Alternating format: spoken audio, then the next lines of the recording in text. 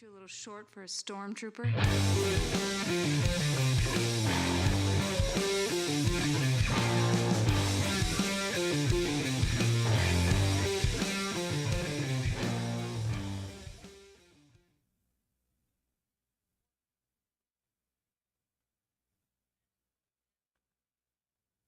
Everywhere in between. My name is Mike Gibson. With me as always, Steve Haller. What's up, Steve? Outside of some minor audio difficulties, nothing at all. I was gonna say, while I was talking, you seemed to furiously glance down at a knob or whatever, and Yeah, this is why very focused. This is 100% why you continue to look at your audio while it's recording, because the "What's Up, Nerds" did not come through on the audio. It's a shame for everybody listening, but I had the mixer set up slightly wrong. So here we are. We're back, and we're still here from Asteroid M to the Planet of the Apes and everywhere in between. We're okay now, though. Everything I'm saying is coming through currently. 100%.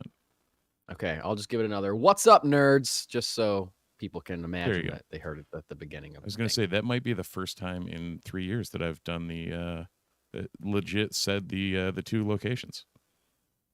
This is right around our 3rd year anniversary, isn't it? I just realized that as I said it. Yeah, we started around May. So once upon a time. once upon a COVID. Once upon a pandemic, yeah.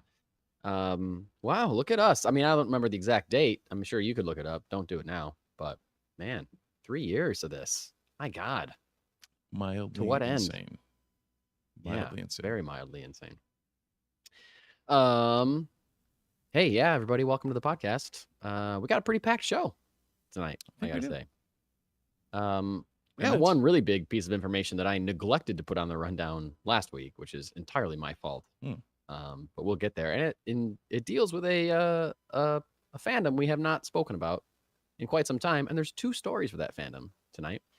We're hitting both of those. We got a good amount of Marvel stuff, a pretty big DC announcement, plus comics, plus the Eisner Award nominations came out this past week. So we had a lot to talk about. And actually, also, are you caught up, or did you see the finale of X-Men 97? I have seen the finale of X-Men 97, Steve. Okay. So we're both X'd out in our wardrobe currently. You got your hoodie on. I got my brand new Magneto Was Right t-shirt that I've just recently told you that I wanted to order for years. From the second I saw a kid wearing it in an X-Men comic book, I was like, I need that shirt. Yeah. And then a few years later, I realized the shirt existed, and all it took was X-Men 97 to finally get me to put it in my cart and buy it. So here we are. Yes, I did finish X-Men 97, and I loved it. It was excellent. That was New X-Men 134, where Quentin Quire was wearing that shirt. So I knew it was a new X-Men. Mm-hmm. Yeah. Cool. Yeah. I won't spoil anything about X-Men 97, but I thought it was so awesome. Just that show, so awesome. I know last week we talked about the first 9 episodes a bit in the post, but if anyone is listening to this, since we're at the front of the pod and has not watched X-Men 97, has any remote inkling to, go do it. You really need to. Yeah. I had lunch with a friend of mine last week who hadn't watched it, because he kind of felt like how I thought I was going to feel. He was like, it's not really, it seems like they're just cash grabby. I was like, sir, that is exactly what I felt. And I think it's the greatest Marvel thing I've seen in a long time. And then I got a text from him 2 days later. It was like, you were 100% right about X-Men 97. Yeah. I was like, yeah, that tracks. So yeah, converting people left and right to the gospel of X-Men 97. I was surprised. This isn't really a spoiler, but I mean, skip ahead if you don't want me to say anything. Yeah, that it's a straight up to be continued. Oh, 100%. Into season 2. Yeah. Like, I thought we were going to get a definitive ending to season 1, and no, not at all. No, there were close. More questions than answers, and yeah, I mean, some things get wrapped up for sure, but it just steps through a new door to a whole new storyline for sure. Quite literally. Yeah. So, all right. Yeah. Call us Exodus, because we're spreading the good gospel of mutantdom here. That's right. And let's rip it on the rest of the rundown. Yeah, let's do this. Podcast sponsored by Funky Town Comics and Vinyl. Check them out for all your comics and vinyl needs if you're in the Central New York area. Other than that, also check us out on Patreon. Yeah. Throw us some cash on Patreon, become a subscriber, and get cool stuff, commentaries, access to our live streams, other stuff like that. Hit us up on Patreon. Please do that. Oh, and last bit of business before we dive in. This is not comic or nerd film related, but it is me related. I just gotta say, my band, The Action, just on Friday put out a brand new album. It's a concept album called Space Opera. Currently, it's only available on our Bandcamp page, theactionband.bandcamp.com. I'm really proud of it. It's the shortest album we've ever put out. I think that wasn't clearly an EP. It's only 7 songs, about 22 minutes long, which is mildly hilarious. Like coming yeah. out of your sky, or now you put out your shortest product. Right. Yeah. Yeah. But it's not going to stay that way. The next one will be longer. We already have half of it recorded. Nice. So, yeah, check it out. I'm very proud of it. I think it's very good. It's kind of a more experimental stuff for us. And check it out, please, if you feel so inclined. Can confirm. That's Heard all the I whole got. thing live yesterday. Was awesome. That's right. We had an album release party yesterday, which I am still sore from. But here we go. Jumping on into the rundown, starting off with some DC news. Only one story, but pretty big story as we continue to see things unfold in the James Gunn DCU. Now, I was not expecting to hear much about this, but I guess I should have maybe looked at the pieces in a different way and put the pieces in I probably could have if I was really paying attention, I guess. But we got a release date for Supergirl, Woman of Tomorrow. And I guess the reason I wasn't expecting this one to be the next film dated is that I think when they made that announcement, it wasn't like the first thing they announced was Superman Legacy. It was called Legacy at that time. Yeah. And they talked about some TV shows, and like Supergirl was like one of the later ones in the announcement. So that just put it in my brain that it's going to be later. But James Gunn has said countless times they're not going to date a project or start production on a project until they have a completed script, which is smart and is not the way that some other studios have been operating.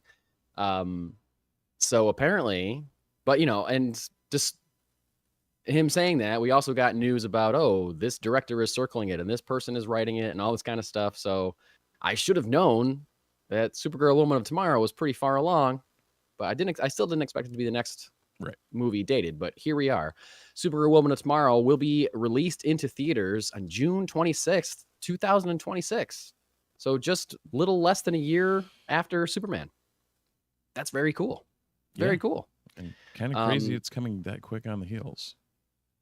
Yeah, but it's kind of great. I mean, I'm in the camp. I'm assuming strongly that Supergirl will show up in the Superman film.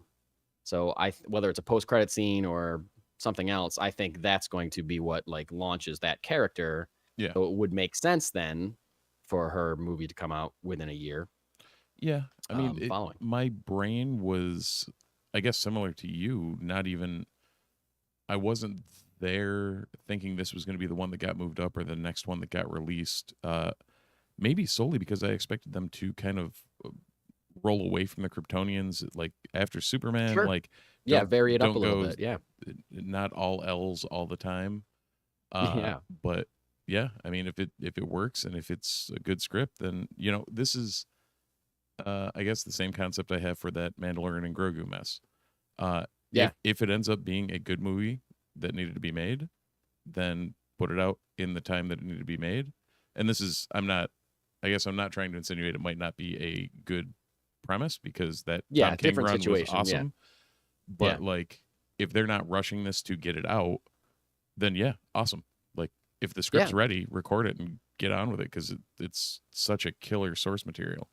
It is going to be interesting to see how long Gunn and Safran can keep up that ideology of we're not going to put anything out until it's ready, because once it's easy to do at the beginning when you're just introducing your universe and setting up this character and establishing this character. When those characters start crossing over, if you're going to start doing an Avengers push towards a team up movie, like a Justice League or a Crisis movie or something, then those pieces kind of have to start falling into place in a way where you have to go on a movie before, not before the script is done, but like you might have, okay, well, this has to be the next movie. So we need to wait until the script is ready. And if it's not ready, we're just going to keep pushing this movie. And then there's a empty, like then there's just no DC stuff for a while. And maybe that's fine. Maybe that's fine. Cause I'd like you and I said all the time, rather it be good than it be, out quickly. So sorry, I almost spit take. I almost had a spit take there. Looked over and Brian in the chat says, "Good luck competing with Madam Web, Supergirl." Because for anyone that isn't the six of us on the text chain, Brian decided to tackle the wonderful mess that is Madam Web this afternoon, and I can only imagine he did at least survive because he's talking to us tonight. Steve, I have also survived Madam Web. I've seen that movie. Okay, I've seen it. It is a movie. It's a movie, and it is everything everybody said that it was. Awesome. So that's all I'll say. It lives up to the hype. Whatever the opposite of hype is, because I don't think there was. I feel like the talk hype was surrounding all that movie. Hype, so yeah, I don't know the talk surrounding that movie. I don't know what you would describe as hype. Whatever, like it. Whatever the inverse is, that was it. Lives up to the hype. This movie dies down to the hate. I don't know if that's an expression. It is. Yeah, it's bad. It's real bad. It's real bad. Real bad. On every level. On every level. Bad. That's yeah. Mildly disconcerting, especially with the cast they threw together for it. But also how bad can it like how bad was the editing? How bad like what was the worst parts of this mess? Ooh. The cast is completely wasted. Every actor in that movie is a better actor than anything that they've done in this movie. Like Adam Scott's in this movie, wasted. Oh yeah, I forgot about Dakota that. Johnson, wasted. Sydney Sweeney, most wasted actor in the entire movie. Like it's try not to go on a complete rant because we got a lot to get to. But the worst thing about it is just an overall incompetence of storytelling. It's like I don't know. It's the way it's the story that is being told and the way it is being told. It's just really bad. So that does track. Brian just chimed in again that the acting is terrible, but nothing happens. Yeah. Yep. It's a lot of trying to get you excited about very little things happening. Within the first 20 minutes, I realized that it was a catastrophe. I could tell early. I was like, oh, wow, this is going to be bad. It's better than Morbius. I would watch Morbius again tomorrow. If you had a gun to my head and made me pick between those two movies, I would easily watch Morbius with a smile on my face. You heard it first here, folks. It is Morbin time again. Yeah, it's real bad. So real bad. Anyway, what we're talking about, Supergirl, Woman of Tomorrow, a movie that cannot possibly be as bad as Madam Web. It's going to be directed by Craig Gillespie. Going to star Millie Alcock as Kara Zor-El, Supergirl herself. Written by Anna Nogueira. It was based on the comic series of the same name by Tom King and Bilquis Evely. Going to be now, as it stands, will be the third entry in the DCU from James Gunn and Peter Safran. First being Creature Commando, second being Superman, third being this. Now, that doesn't mean that I'm assuming that we will get something in between. Likely, Peacemaker Season 2 will be out before June 2026, or we keep hearing about that Waller show that's in production. So my guess is that we will get another project to tide us over between Superman and Supergirl. But I don't think at this point that it's going to be a film. I think that's going to be a TV show, most likely. Will we get another DCU project off the ground in 2026? Who knows? I'm sure there's definitely not, seemingly nothing else is far long enough to come out in 2025 besides Superman. And that's like the big entry, the big splash universe building setup for the DCU. Will we get anything else in 2026? I don't know. We haven't heard much about anything else besides, I think, Andy Muschietti's still attached to Brave and the Bold. I know James Mangold's working on Swamp Thing, but he's also working on Dawn of the Jedi film for Lucasfilm, so who knows where that is. I would love an update on the Green Lantern TV series. That's something I'm very excited about. I would love to hear more about that. Hopefully that gets some information pretty soon. I'm not going to lie. Until you said that, I almost completely forgot that existed. Yeah, I mean, there's been no updates on it at all. But I'm so excited that they would be making it that I can't stop remembering it. So, yeah, hopefully we hear some stuff. Hopefully we hear some stuff at Comic-Con this summer. Just a few short months away. Hopefully we get an update on where things are from James Gunn. And more to come on Comic-Con later in this show. That's true, as we dive into the Eisner nominations a little bit later on. But right now, we're going into that fandom we haven't talked about in a little bit. But for me, a welcome return to talking about The Lord of the Rings, everybody. It's a surprise for sure, but a welcome one. Yes, because last week, again, this is a pretty big thing that I neglected to put on the rundown last week. Wild that I forgot about this. Warner Brothers has announced 2 new Lord of the Rings films to talking about in The Lord of the Rings, everybody. It's a surprise for sure, but a welcome. What was that? You were hearing playback? Yourself. I sure was. I was hearing both of us. Yeah, it was weird. From like 30 seconds previously. Mm-hmm. Okay. Don't worry. We're good to go. We're just living in a land of technical weirdness right now, so. Okay. It's fine. All right. 2 new Lord of the Rings films are in development at Warner Brothers. First of which, now everything that I read, it was fuzzy as to whether this story was going to be the 2 films, or this was going to be one film and they haven't announced the second film yet. So I could not find a definitive source that said which this is. Right, and neither of these films 2 films are in the development. War of the Rohirrim that was the animated that is announced and coming out next year. Yes. Right? I think it's coming out this year. Oh, this year might be next year in my brain. Yes. I think it's coming out this year. Because I think the last time we heard anything about it was in 2023. Right. But I think that it was on the list when we did our New Year's thing and talked about upcoming things. I think that was on the list of things coming out this year. I don't know the date for it, but I believe it's coming out this year.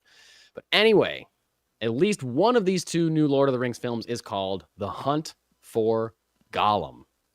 That's right. This is based on a section of the J.R.R. Tolkien appendices in which Gandalf tries to find Gollum and get to him before Gollum is captured by Sauron's army and tortured until he gives up information on the whereabouts of the One Ring. We see that really quickly in Fellowship of the Ring, I believe. Shire Baggins as he's being tortured.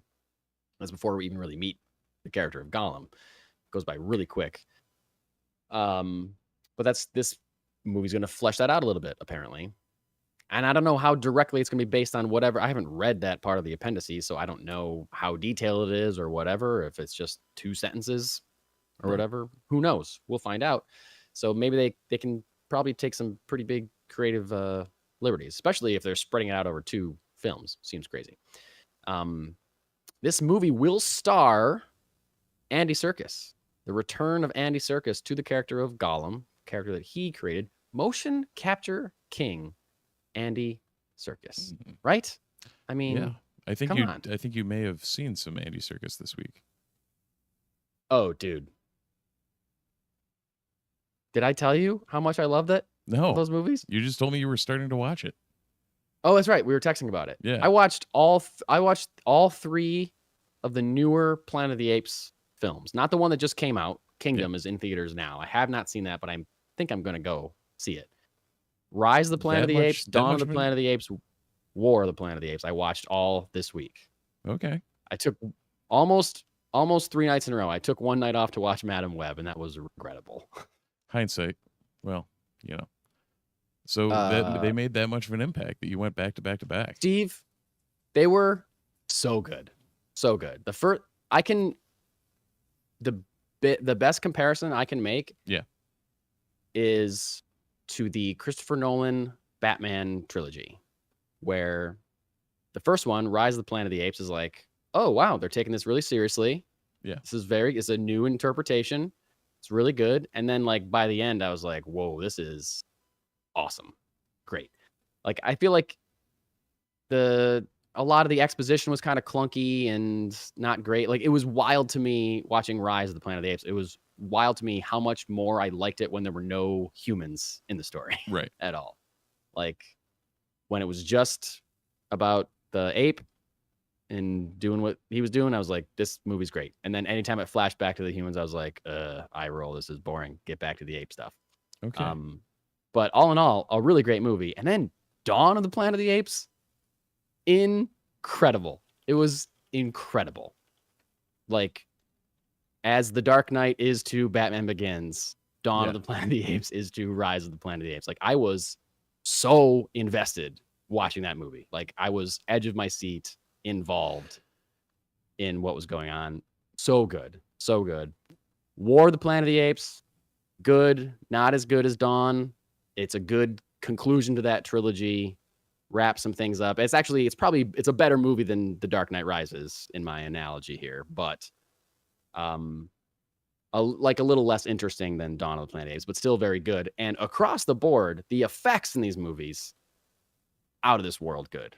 Out of this world good. I was saying to somebody today, like, I don't get how the CGI on Dawn of the Planet of the Apes can be so good that I believe I'm looking at a monkey that's doing real sign language and interacting with a human and riding a horse and shooting a gun. Like, I think that's a real ape.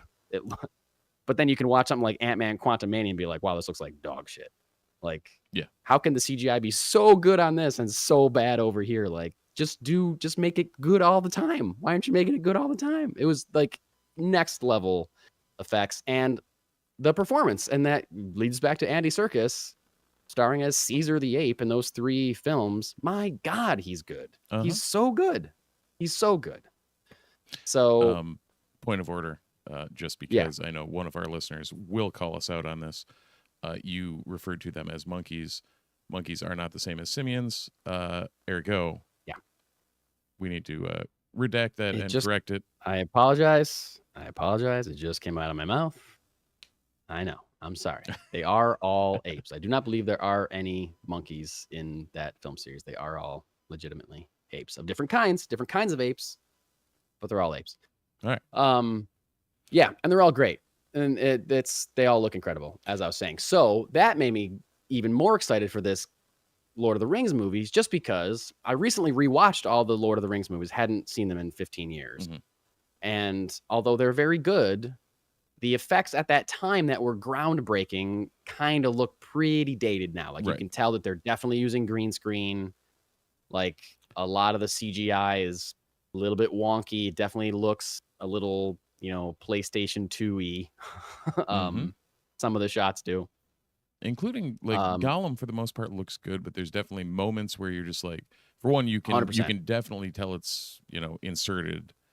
Like the motion looks fine, the features look fine, but there's definitely that depth issue that you get on that green screeny type.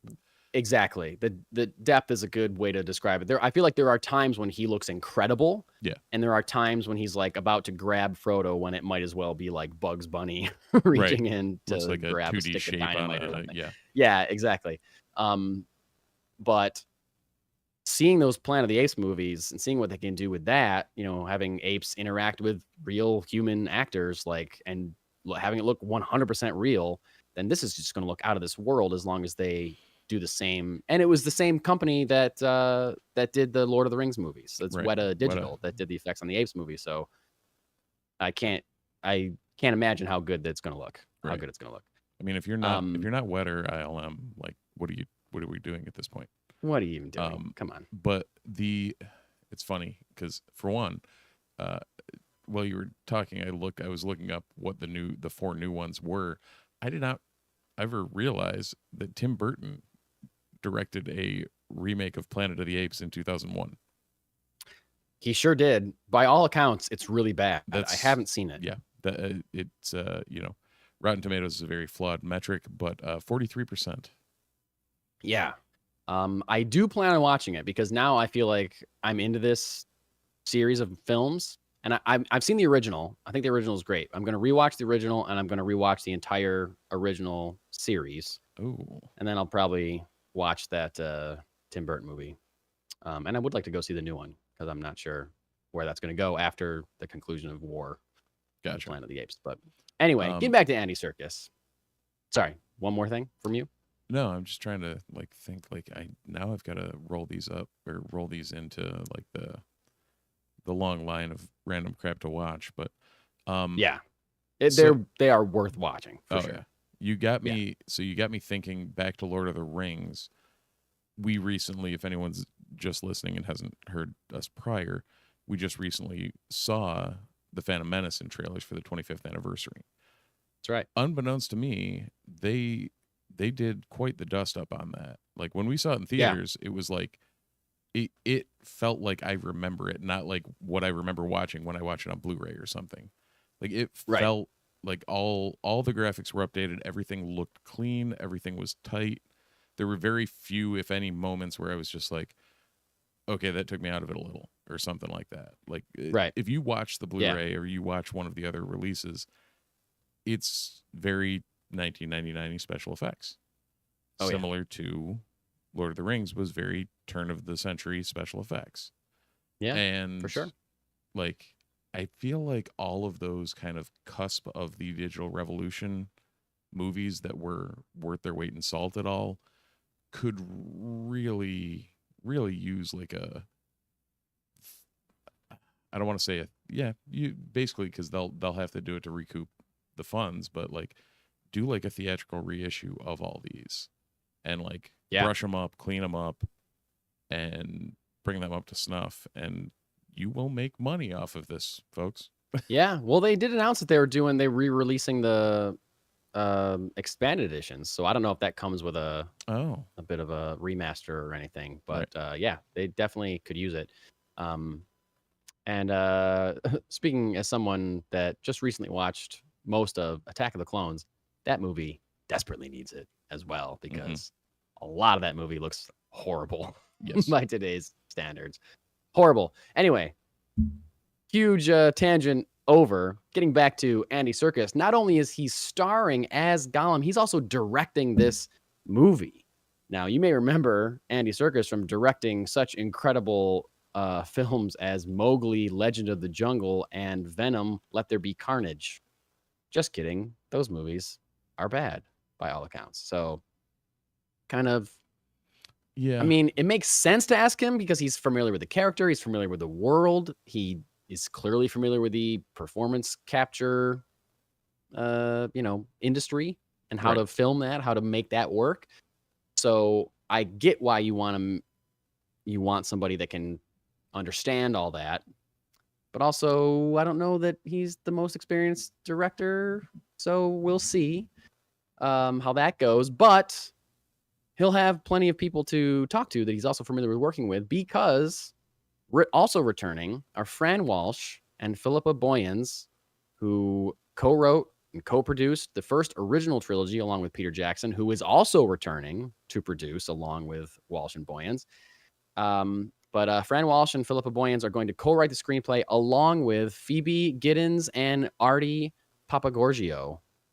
And Phoebe Gittins and Artie Papagorgio are the writers of Lord of the Rings, War of the Rohirrim, the aforementioned anime that's supposed to be out later this year.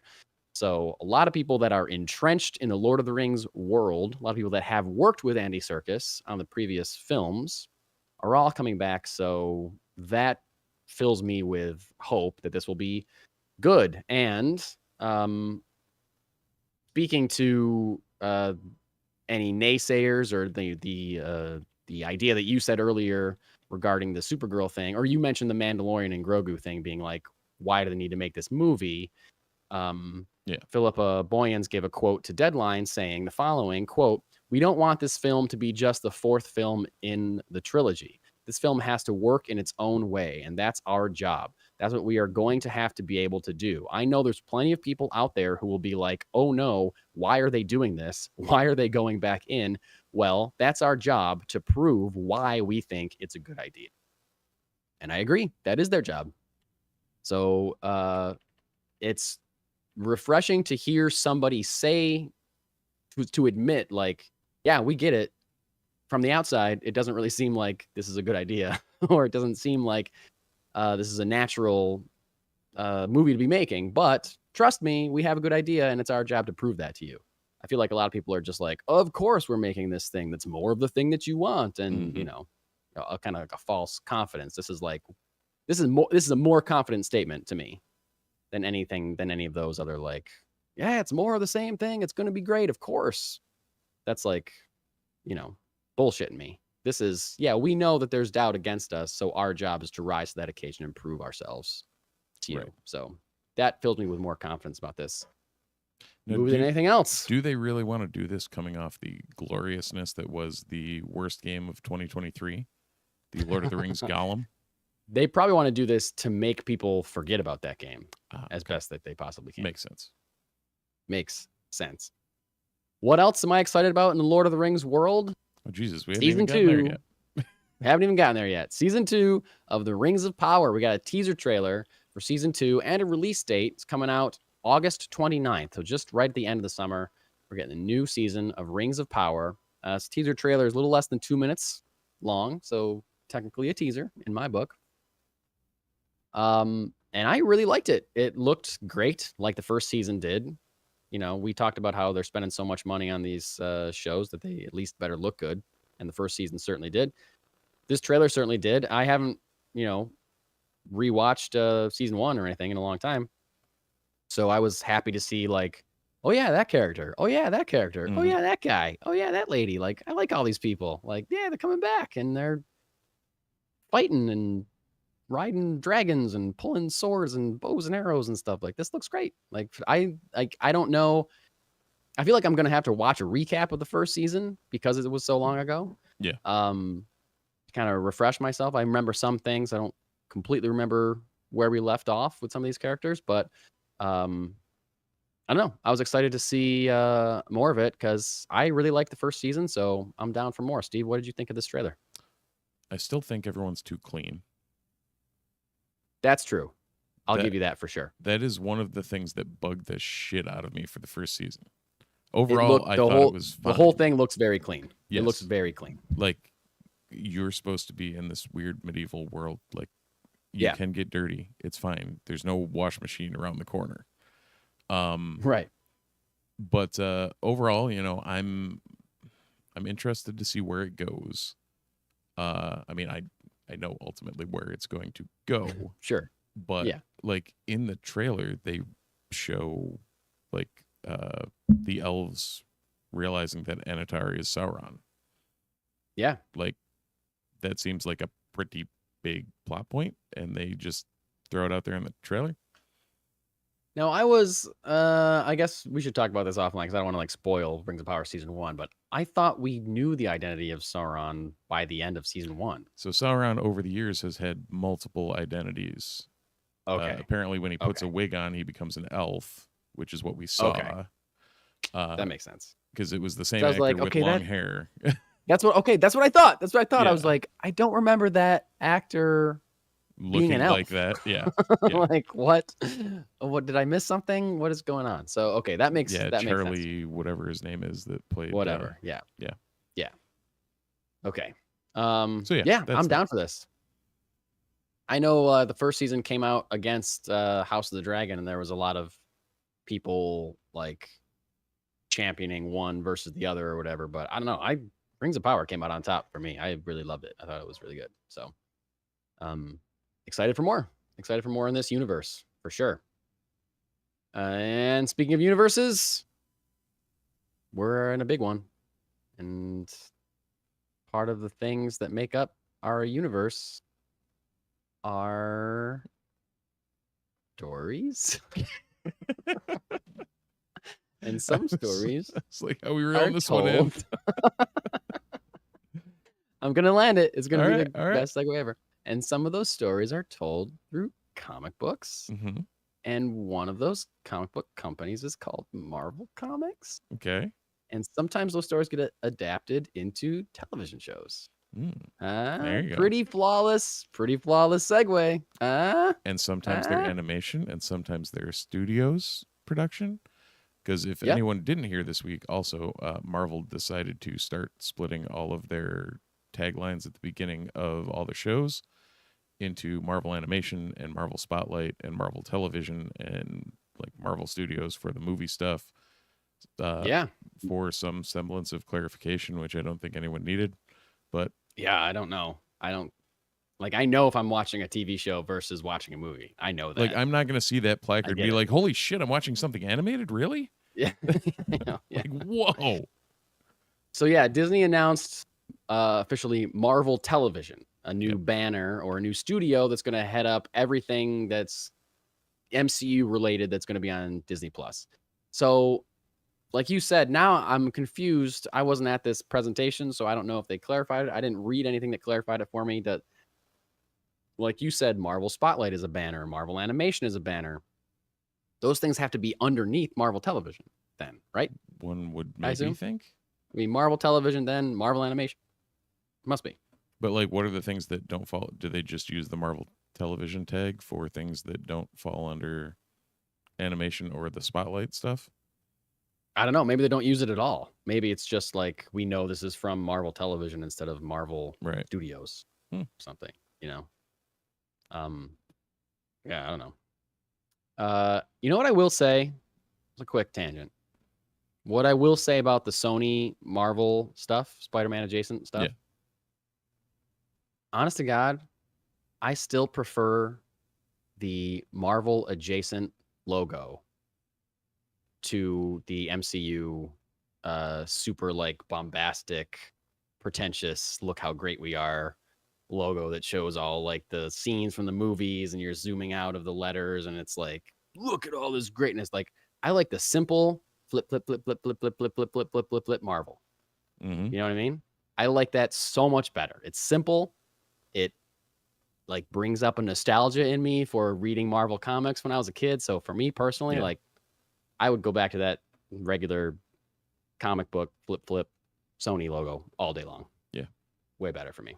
I'm with you. MCU stuff. Yeah. Well, that's similar. Anyway. Because Lucasfilm did that. So, like, their introduction thing is relatively subtle now, too. Like, it's just the... Yeah.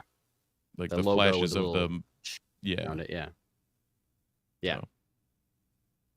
Oh wait, do you mean the Star Wars logo that shows all the faces? Shows like all the faces, but they're not. It's not like overt and bombastic. It's still like they're just there. It's fine. Right. Yeah. And we're gonna play a little ditty and done. Yeah, I like that too. Yeah. Yeah. But same deal. Not the holy shit. This is a thing. Let's make this a giant thing. Not look at how great we are. Yeah, exactly. That and also is like 2 minutes long. Like, yo, I don't need this to be that long. Like that's probably my major point with it. It's like, get to the movie. The intro is literally longer than the entire Avengers queue. Yeah, I know exactly.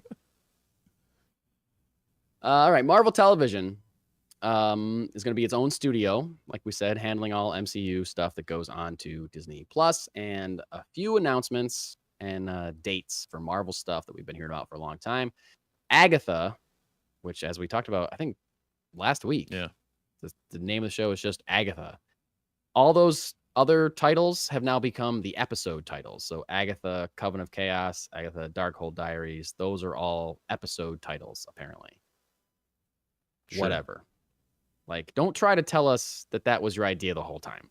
Like, you changed the title of this show 3 or 4 times. Mike, don't try to like... The show was just Agatha all along.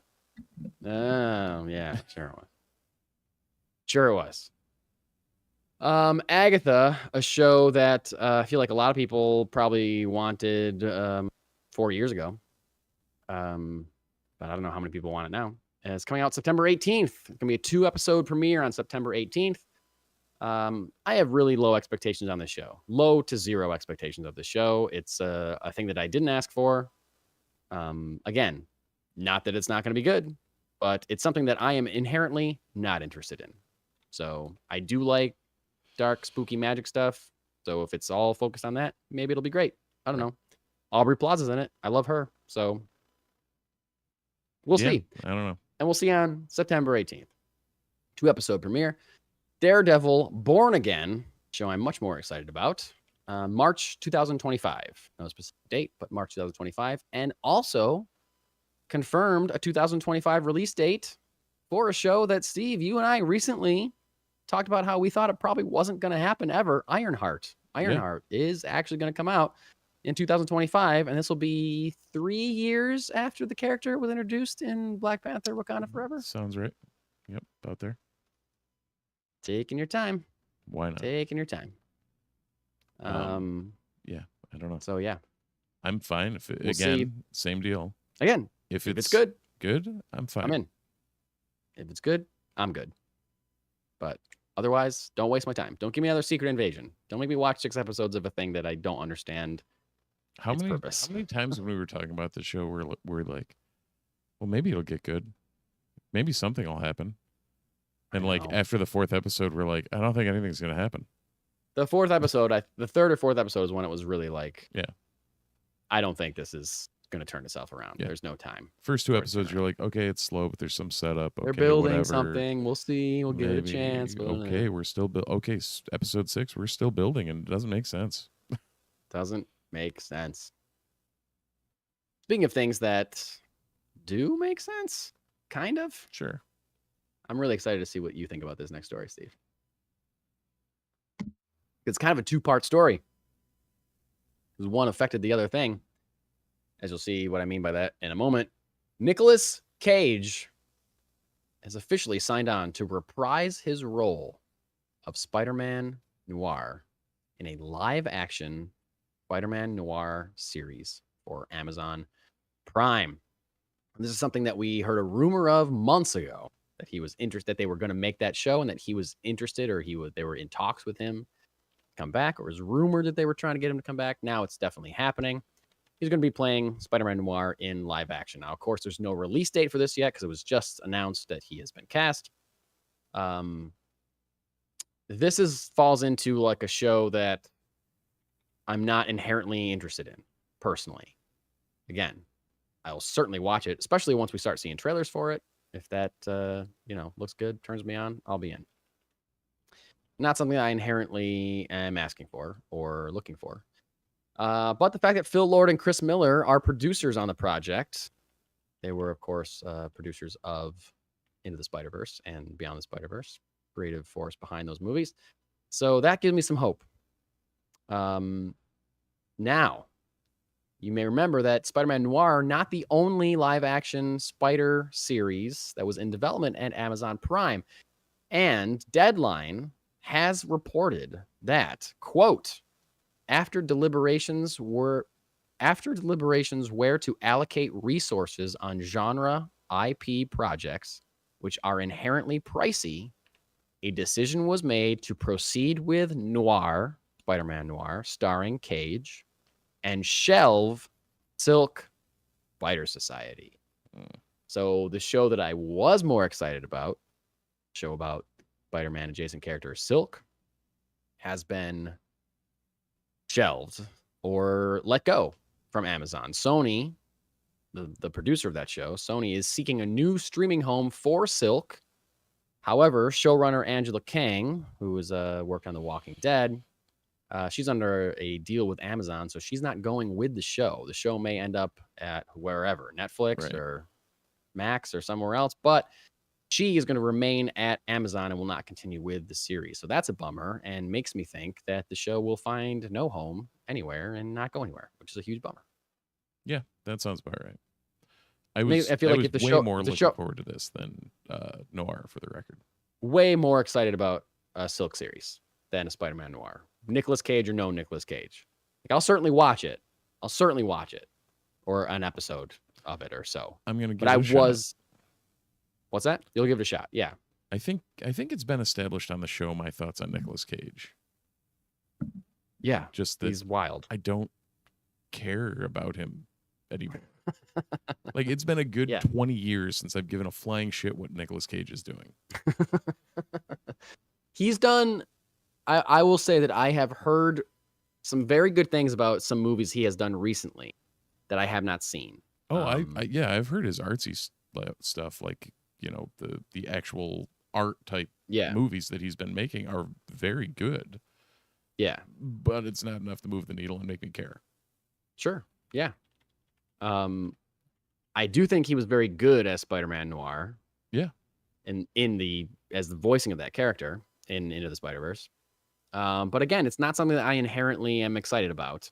I was inherently excited about Silk because it's just a different interpretation of a spider hero. Not that Spider-Man Noir isn't, but I don't know, just taking Spider-Man and putting him in, a 30s detective mode is less exciting for me than, an Asian American teen with spider powers. Like, I don't know. I'm more into that. So I hope Silk finds a home somewhere else. I really hope that they do, but I am not holding out hope that they will. So, womp, womp. So I'm now looking up Nick Cage's, I was going to say discography. That's not right. Filmography. I was looking up his discography just to see what he's released recently. Yeah, like Renfield was. Oh, I forgot about Renfield. I've heard within the last few years that he did a movie called Pig that was very good. Yeah. And I heard that his movie Mandy is insane, but insane in a good way. And that was also released the same year as Teen Titans Go to the Movies and Spider-Man Into the Spider-Verse. Oh, that's right. He plays Superman in Teen Titans Go to the Movies. And that was the first time he really played fun. Superman, right? Yes, that was the first time it was like, oh, the guy that was supposed to play Superman back in the 90s will give him a break and cast him as, Yeah, like and arguably a better cameo as Superman than in The Flash. Yeah. Yeah. I'm still going back to find something that I cared about him in. Ghost Rider Spirit of Vengeance was not going to be the answer. Have you seen Spirit of Vengeance? I have not. I have not either. Part of me still wants to watch it because I saw the first one. And I never saw Spirit of Vengeance, and I know that it's bad. I know it's bad. And like the National Treasure movies, I never cared for. I never seen one of those. Wicker Man, maybe? That might have been the last thing that I saw him in that I was like, yeah, okay, that was a movie. Sure. Lord of War. Oh, I saw that. Yeah. Remember not really being into it. A Christmas Carol? Gone in 60 Seconds? Now we're going. Gone in 60 Seconds might be the last time I cared about a Nicolas Cage movie. Wowzers. Unbearable Weight of Massive Talent was brought up by Brian as being extremely good. Oh, that's right. I've heard that's the other one that I've heard was really good recently. Him and Pedro Pascal. Matchstick Men. Oh yeah, that was good. Ridley Scott there. Did I see that? It was him and who the hell else was in that? I don't know. Somebody. Still, that's a long time ago though. I think it was that guy actor with him. Yeah. Oh, they were all like 2000-ish. Yeah. Okay, Cass. Oh, that's right. Of course. He's like the master of the weird cameo. Oh yeah. Or like weird role. Yeah. For sure. Just weird. He's just the master of weird. Accurate statement from Steve Haller. Speaking of actors that I enjoy, Natasha Lyonne. Yes. I enjoy her quite a bit. Very good. She has, in follow-up to talking about Fantastic Four casting last week, she has joined the cast of Fantastic Four. Natasha Lyonne. This is just more new, fun casting for that highly anticipated film. No word, of course, on who she will play. Speculation all over the place, though. Steve, you and I talked about this already, but who are you thinking that she might play in Fantastic Four? My brain went to Alicia, Ben Grimm's fiance / wife / love interest over the course of the Fantastic Four runs. Seems to fit from a like historically she's always been portrayed as Alicia's a blind, not lawyer, but social worker. I believe so, yes. I'm gonna pull this up so I don't just make a complete jackass out of myself. So Alicia Masters I couldn't come up with her last name either. Like I was recently reading a 4 book, and I still, because I picked up my homework for the movie, the first trade of the Jonathan Hickman run. Oh, cool. She's a blind sculptor. That's it. Oh, okay. Yep. I don't remember. I want to say she does cool. maybe some philanthropic or some other stuff, like working with the public. Nice.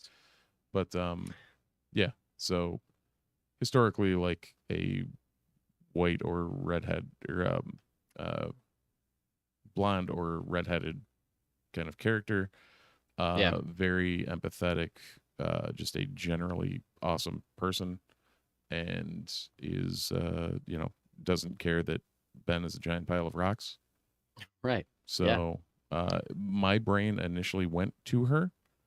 So we'll see. I heard another person speculating on social media that she might be the voice of Herbie, their little helper robot thing. Okay. Which I think would be cool. Yeah. Because Natasha Lyonne, if you've seen her in anything, you know that she is a kind of like abrasive and wisecracky. She got a big personality. Yes. Wisecracky, like very kind of in your face. And I think that could translate well to like a helper robot that's supposed to be helpful but is maybe a little snarky. Yeah. Or whatever, but also could make Alicia Masters a more interesting character as well. If you apply that attitude to that character, then you get somebody that's inherently maybe more interesting. Yeah. I don't know. I did completely forget until looking up earlier that Natasha Lyonne was in one of the movies that I can't imagine aged remotely well from our childhood, American Pie. That's right. She was in American Pie. Yeah. And wow. I have not seen that movie since like probably about 2000, about the time I enjoyed Nicolas Cage movies. Sure. And I cannot imagine that ages well at all. Is the teen sex comedy, is that just like a dead genre at this point? That was a very robust genre for about a 5-year period. I think, you know what? I don't know. I think it's still possible to make a good one. You ever seen Booksmart? No. Booksmart is a movie that came out 2 to 3 years ago, maybe. Yeah. It's hilarious. Hilariously funny. Okay. It's like super bad, but with girls instead of 2 guys. It's 2 girls. It's so funny. Like you should watch it with your wife. You will laugh your ass off. It's really funny. It's really great. Sold. So it's still possible. But there has to be a certain level of nuance, I think. Yeah. That I'm not sure was there in American Pie. Not that I have seen it in years. I don't believe I've ever heard nuance in American Pie. What I remember, in the same sentence. Exactly. Yeah. I think if it was ever said in the same sentence, it was the filmmaker saying, "We want to make sure we don't have any nuance in this movie whatsoever." Right. Also, how of all the actors that were in that at this point, it's probably Natasha Lyonne and Jennifer Coolidge that are the 2 remaining active. I guess Eugene Levy. Sure, yeah, Eugene Levy for sure. But like Allison Hannigan had a run there for a couple of things. She's on How I Met Your Mother. Yeah. She did some. Not like she didn't go on to do anything. But like Jason Biggs kind of fell off the face of the earth. Mina Cerati, Tara Reid, kind of. Yeah. I think Thomas Ian Nicholas went into like writing. Mm-hmm. You know who I think should and could make a comeback? Sean William Scott. The guy who played Stifler. Yeah. I thought he's funny. He's a funny actor, and I'm not sure what happened to him, but he's like a Ryan Reynolds kind of type, like sarcastic, full of himself, kind of like brash action star. Like he could make a recovery. I think he could come back. I think he just like he got typecast a little too much as the doofy Ryan Reynolds. Oh, for sure. Yeah. Like it would have to be a remake, but it's been a while. I think he could make a comeback. Yeah. I think if he wanted to, or he could just, he could be living fat on cashing his American Pie checks for the rest of his life. I'm sure he's fine. Sure, he's fine. But anyway, oh my God. Eisner nominations. We're going to talk about Eisner nominations, and yet I restarted my computer right before I had the story up and I lost it completely. So now here I am Googling Eisner nominations. But hey, they're out. Eisners, if you don't know, don't remember us talking about them last year, Eisner nominations, basically like Oscar nominations, but for comic books. It's Eisners are the industry award for comics. It covers everything from single issues to continuing series to writers and artists and pencilers and letterers and best adaptations of stories and best collections and all this kinds of stuff. Everything that is best limited series, best everything, best short story, best everything. So we're not going to run through every single one of them. We are going to make some highlights of ones that we wanted to showcase. Steve, do you have the list up as well? I do. All right, cool. As do I. So, some of the bigger category, or we'll do most of the bigger categories. I just wanted to give a shout out to a nomination for best single issue or one shot. Nightwing 105 by Tom Taylor and Bruno Redondo. This is a book that I own and I have read, and I incredible. Why is it a standout issue? Because it is completely from Nightwing's point of view. Like every panel is if you are Nightwing, you are looking through his eyes. It's told in first person the entire issue, and it is excellent. And they find great ways to do it. There's times when he's looking in a mirror or talking to somebody. They just really do a great job with it. So it's no surprise to me that was nominated for. I was going to say that best single issue. That whole that Nightwing series, they've done some very unique takes and push the boundaries quite a bit on that one. Yeah, like there's that one other book. I don't know what number it was, but that was like in the 80s. One entire panel. Yeah. It was just kept going. It was just one continuous thing. So cool. Yeah. So very cool. A really great stacked category for best continuing series, I gotta say. And shout out to DC for claiming all but one of the slots in this nomination category here. For best continuing series, we have Birds of Prey by Kelly Thompson and Leonardo Bastro Romero. That's a series that I am reading that I agree is incredible. Again, Nightwing by Tom Taylor and Bruno Redondo. Shazam by Mark Waid and Dan Mora. I mean, Mark Transformers. Waid and Dan Mora, that's a combo.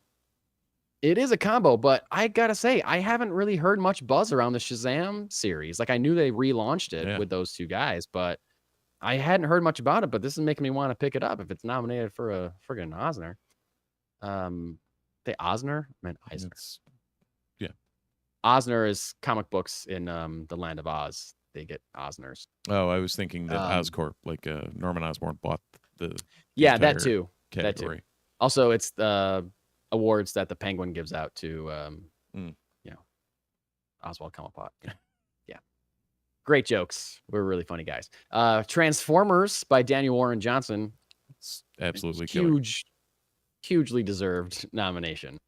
He's writing and drawing that book. Randomly, would you want a trade of the first run of that? Sure. Okay. Yeah, I'll read that. Cool. Yeah, absolutely. And rounding out best continuing series, Wonder Woman by Tom King and Daniel Sampere. That's a book I only read the first issue or two of, but I mean, it's Tom King. Who are we kidding here? This guy's got Eisners for days. Yeah. Certainly Eisner nominations for days. Yeah, I don't know how many he's won, but he's definitely always there. He's always on the list. If he's got something out, yep, something he's doing is on the list. Limited series is continuing the year of Kelly Thompson. Yeah, The Cull by Kelly Thompson and Mattia De Luis. And your favorite, also Godzilla, Here There Be Dragons. I was going to say your favorite. Here There Be Dragon. Yeah. How about also Kill Your Darling, Superman Lost? Yep, in that category, the wonderfully titled Pee Pee Poo Poo by Carolyn Cash. Yeah, I had never heard of that before, but awesome. Can now chalk that up as to something I have consciously said on this podcast. I'm skipping down a little bit to Best Writer. Best Writer, we have Stephen Graham Jones for Earth Divers from IDW. Not sure what that book is, but it's clearly good if it's getting this nomination. Mariko Tamaki from Roaming for Drawn and Quarry. Quarterly, sorry. Tom Taylor for Nightwing and Titans at DC. Again, Kelly Thompson for Birds of Prey, Harley Quinn, Black, White, and Redder, Black Cloak and the Cull. Mark Waid, Batman, Superman, World's Finest, and Shazam. And we spoke to her recently, G. Willow Wilson for Poison Ivy and Hunger and the Dusk. Mm-hmm. So this is another pretty stacked category. Tom Taylor, Kelly Thompson, Mark Waid, G. Willow Wilson, those alone. Oh, yeah. Always crushing it. Always crushing it. Best that- writer and artist, there's a lot of great nominations. For me, it's going to be Daniel Warren Johnson for Transformers, although Zoe Thorogood is also great. But I think Daniel Warren Johnson's should take that one. That's my opinion. I don't know if you saw Best New Series had two standouts in my brain. Beneath the Trees Where Nobody Sees, which I reviewed a couple back. I never finished reading it. I read that initial issue. Never finished it up just because 2 through 5 had been on back order for God knows how long. And then Somna, which I don't know if you've read any of the Distillery books, but I have not, but that's got a lot of buzz around it, that book. So I ended up grabbing a second printing from the shop at some point in there. I have not touched it yet, but I've heard nothing but amazing things. Oh, nice. I don't have too many more that I really want to highlight, but I do want to point out something that you and I talked about briefly when these came out, but there's hardly any Marvel nominations at all on this list, which is wild to me. Well, I don't know. Is it wild? It's just wild because they're Marvel friggin' comics. So you think that they're going to have something, and they maybe have 1 or 2, but they're not in the best limited series. They're not in the best continuing series. There's not in the best writer. Like, I guess Kelly Thompson is, being tapped for a number of things, and one of those things is her work on Captain Marvel. But it's just kind of surprising to me. And and admittedly, I don't read a lot of Marvel books, so I can't really judge. I do read a lot of DC books that I think are phenomenal. But I mean, you're more of a Marvel guy. Do you see a reason that there's not any Marvel stuff on here, or is there something that you've read from Marvel that you think should definitely be on here? Is there a snub in the Marvel camp that you can think of? Not particularly. I mean, next year, if like the Ultimate stuff isn't on there, then there's definitely some snubs. But I mean, this is primarily when does this run through? Like is it for? It's not for 2023. I'm not sure. It like runs to a point, if I'm remembering right. But like, there's a cutoff. Last year in general wasn't a great year for Marvel in general. Like half the books I'm pulling X books just because I'm pulling X books, and they're all diluted to hell, and there's so many of them. They're bogged down in that House of X and all the of X like stuff. Coming out of Krakoa, that Marvel made their own bet on that one. That's true. And I mean, the indies have been so absolutely killer that I get why there's not any Marvel hype on these lists. DC's been able to break through, but even when you look at it compared to all the indies, like DC is not on a ton of the lists either. Yes, I mean they are scoring in the big categories, I think, like best writer and best series or limited series, continuing series. But you're right, like a lot of the other stuff kind of leans towards indies completely. Right, but even like best writer, you've got G. Willow Wilson on Poison Ivy, and then in indie with Hunger in the Dusk, you've got Kelly with Birds of Prey, Harley Quinn, Black, White, and Redder, but then also to like Black Cloak and the Call, which are both Image, and then it's Jeff and Captain Marvel from Marvel. So it's like even they're split. Like, I mean, yes, Taylor and Waid, but I feel like this is Kelly Thompson's category to lose. But I agree. Yeah, this is 100% been the year of Kelly Thompson. Yeah, her Birds of Prey run has just been excellent, and the artist on it as well, whose name is escaping me, even though I just read it a second ago, but I closed the tab. The artwork on it is excellent, just really excellent. The style is really knocks me out every time. So I fully endorse a year of Kelly Thompson for sure. Do you personally have a comic to review, Steve? The same one that you do. Really? And So we're talking Savage Sword of Conan. Wow. All right. With cover by Joe Jusko. Joe Jusko, who we both just met. Yes. Recently at Funky Town Comics and Vinyl and Free Comic Book Day. Are you familiar? How familiar are you with Conan O'Brien? Conan O'Brien. Oh my God. I'm much more familiar with Conan O'Brien than I am with Conan the Barbarian. Same, man. I love a Conan O'Brien. And after this, I would love still Conan O'Brien to different on Conan the Barbarian. I would love Conan O'Brien to play Conan the Barbarian. Oh my God, that would be hilarious. That really would be funny. Yeah, that's a win. Like everyone else around him knows that they're in a Conan the Barbarian movie, but he is just still acting like a complete clown. Oh, yeah. I think that would be hilarious. So yeah, I have read books with Conan the Barbarian in them. I don't know that I've ever read a straight up Conan the Barbarian solo book before this. And a lot of it was what I expected from a Conan the Barbarian book. The cool thing about this book is that it's huge. Yeah. I mean, it's an oversized book. Also anthology style, all different stories. Yep. Couple different stories in there. Even some prose. And it's also, what's that? Even some prose in there. Some prose, exactly. Yeah. It's also on newsprint. Yeah. It's printed on newsprint. And when I was getting it from Funky Town, someone else said, "Oh, my biggest issue with that book was the paper quality." And I didn't think it was bad quality. It's just that it was newsprint. Oh, it was itself. heavy. It was I definitely didn't think it was poor quality stuff. paper. And I kind of liked that it was on news. It kind of gave me like a nostalgic feel, right. and it kind of like the pulpy. Because you're reading this like, yeah, dude, exactly. Yes, you're reading this like pulpy book about a super jacked dude who's cutting people's heads off and fighting giant monsters. Like, is cool to read it on newsprint. Yeah, and it kind of lent it to that. It lent to the feel of the style. Like it helped the book quite a bit, I think. So I dug that it was in black and white. I dug that it was on newsprint, for sure. Yeah. Things that I didn't dig. This is a. I don't know how to get into this point, really. I didn't love how they wrote the one female character in this book. I felt it felt a little misogynistic to me. And it felt like they thought that they were. It feels like the writers thought that they were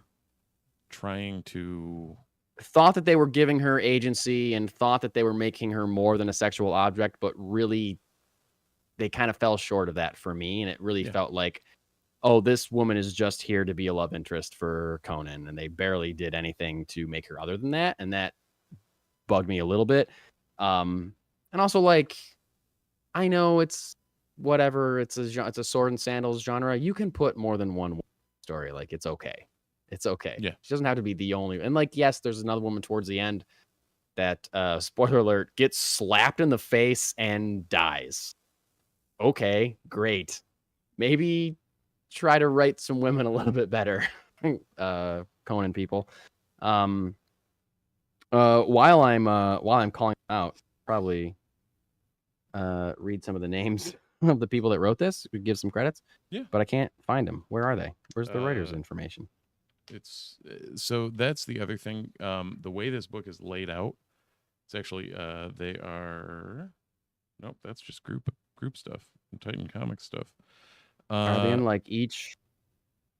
I don't even see creator credits. So they're in each story. This is similar to your anthology where they put page numbers in the table of contents, and there are no page numbers on the page in the actual book. So you legit would just have to count how many pages you're going through. The main story is from John Arcudi with art from Max von Farner. Richard Starkings does the letters. Richard Starkey? Starkings. Oh, yeah. Ringo Starr is a comic letterer also. Damn. I did like the art itself. I thought the art was really good. I thought there was definitely some page turns to splashes that I thought were great. Yeah. There's a goddamn But dinosaur. overall, also like the main story, honestly, I read the main story. I thought the main story was pretty good. But like the prose thing kind of lost me, and the backup story where he's like a pilgrim version of himself, I wasn't really into that. I couldn't really lock into that as well as I locked into the original one. So I can't really speak to that as much.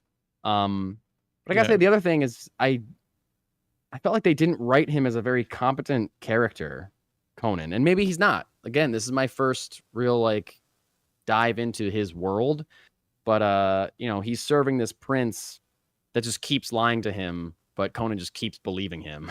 Right. Every time, even though he's lied to him several times before, he's still like, "Oh, okay, I'll go do this for you." Yeah. I was like, "Are you an idiot? Why would you do this? There doesn't make sense that you would do this right now at all." So I found that a little frustrating. But if you like big giant barbarian dudes cutting people's heads off, as like in this frame that I'm showing to the camera right now, then this book is for you. And if writing women poorly doesn't bother you, then this book is for you. It bothered me. And it's also like the closest comparison I can make to this book is reading the Gail Simone Red Sonja run. Drastically different feel, but like same genre, same sword and sandals genre.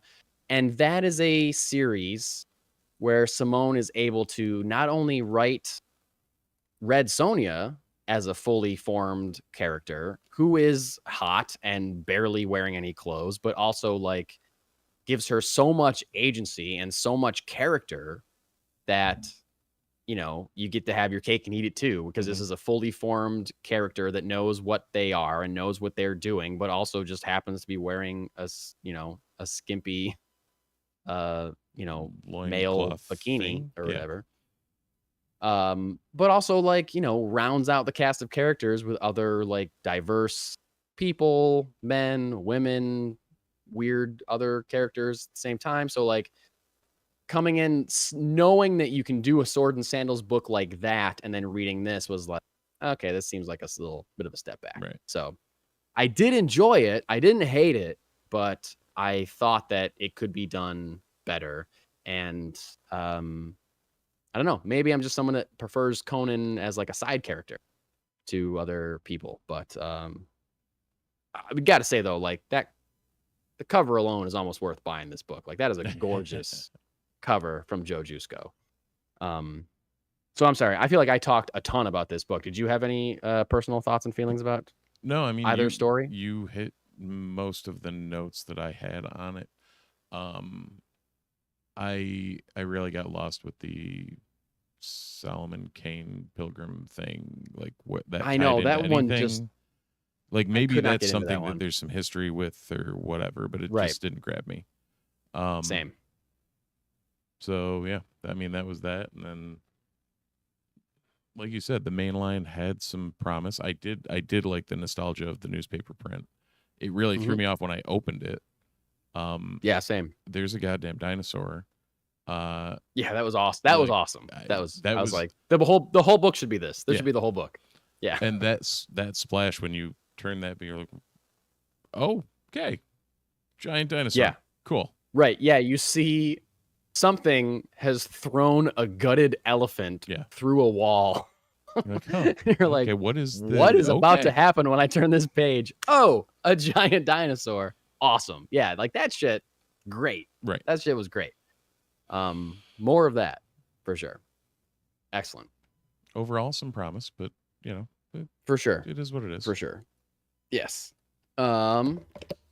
Maybe like I don't want to not to shit on the writing necessarily, but in the hands of a different writer, I can see me really loving this character the way that I really like the Gail Simone run on Red Sonja. Yeah. Which, by the way, have you read any of that, her run on Red Sonja? No, I've heard Because nothing. I but have good the things. first. There's 3 volumes. I have 2 of them. I should give you those for your 1,000 comics thing, because you would really dig those. I think kind of up your alley for sure. Hey, you know how you really fall behind on 1,000 comics thing? How? Not reading anything? Yeah, you read 2 comics all week. Ooh, yikes, man. Yeah, you have to step it up. Got some work to do. Yeah, but yeah, I believe in you. Well, no, I guess I read more than that because I'm still I'm finishing up the rest of House of M. That's what I've been reading on Marvel Unlimited. Right. So Yeah. like going through not just House of M, but all of House of M, all like 50 something issues that they've put out, like that were all The tied one into shots, this the mess. spinoffs, everything. So yeah, currently Wild. currently I believe in the Captain America spinoff part. All right. So there's some weird shit in that. I still believe in you, Steve. I know that you can do it. I don't believe know in that you myself, can. Mike. Well, I believe in you enough for both of us. Okay. You're going to do this. I believe I You're can gonna do fly. Yeah, you can touch the sky. Which my son randomly came home singing the other day, and it really confused me because I've never played that song in this house. Yeah, let's get your son away from being an R. Kelly fan. Yeah. That's not a road you want to go down. Nope. Not at all. It's like, and like, did they watch Space Jam in school or something? Yeah, where does this come from? Yeah. Either way, I did read X-Men 3. It's still Ultimate X-Men 3. It still does its thing because it's good. Cool. And I talked about Turtles Black, White, and Green last week, right? Yeah. Okay. Yeah. So yeah. Not much has changed on my end. Nice. Well, this week in your local comic book store, you may find the following books: Alan Scott, Green Lantern #6, Army of Darkness Forever #3, Amazing Spider-Man #50, Batman Superman World's Finest #27, The Batman First Night #3, Black Widow and Hawkeye #3, Catwoman #65, Cobra Commander #5, Dudley Datsun and the Forever Machine #2, Elvira Meets H.P. Lovecraft #4, Fall of the House of X #5, Green Lantern War Journal #9, Grimm #17, Immortal Thor #11, John Constantine Hellblazer Dead in America #5, Justice League versus Godzilla versus Kong #7, Nightwing #114, Sensational She-Hulk #8, Something is Killing the Children #37, Spectacular Spider-Men #3, Spider-Gwen the Ghost Spider #1, new #1 for Spider-Gwen, although I feel like they just did a new Spider-Gwen book recently. Yeah. Anyway, Star Wars #46, Superman #14, Superior Spider-Man #7, Ultimate Black Panther #4, Void Rivals #9, Wonder Woman #9, and X-Men '97 #3. Bam. Yeah. Anything? You pulling any of these? Probably just follow House of X and Ultimate Black Panther, to my knowledge. Oh, maybe Void Rivals because that ties into the Transformers stuff. That. But not nice. Looks like not a crazy week for me. I think we say this every time a book comes out, but like I forgot Something is Killing the Children is still going. I know, man. I know. I have no idea if it's good. I have no idea what's going on. I'm sure it's good. Both of us, you and I, are in the same boat of we missed an issue here or there, and then let it go. Even though I was collecting it from the very beginning. I've 1 through 30 or something at least. And I think I have like 6 through whenever, because you said, "Hey, you need to read this." Yeah. Oh, you're right. I do. Yeah. So I don't know what's going on past what I've read. Yeah. But I'm sure I'll grab a collection at some point and try to catch up, because that book is dope. Absolutely.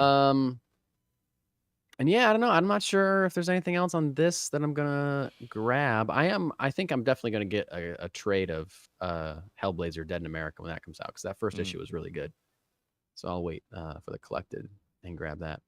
So, and I feel like I might be jumping back in the Nightwing just because I know they're wrapping up their run, and I dropped it at one point just because I needed to drop stuff. I needed to shed my list a little bit, but I kind of want to know how it ends, so I might start jumping back on the Nightwing train right before they finish their run. See where they go with it. And with that, that's all I got. Those are your comics. I don't have anything else to talk about. No one-shots tonight, Steve, and it's after 11, so yeah, no, I think that's... I'm good. You got anything else? No, that's about it for me. Mike already talked earlier about plugging the Patreon, patreon.com/Multiverse Report. Check us out there, and you'll have potential access to us talking about various movies, doing some recaps on some other stuff. You'll have access to our Discord server. Beyond that, if you want to get hold of us, the Multiverse Report on most of the socials, the multiverseport@gmail.com. Leave your happy, fun reviews at Apple Podcasts and or on YouTube for us. We will read them on air, provided they're not if they're 5 stars. If they're 5 stars. Yeah. And I think that's it for my end. That's it for me as well. So, as the two suns set over the burnt bodies of Owen, Baru, Lars, we say thanks for watching, thanks for listening, and we'll see you in the multiverse.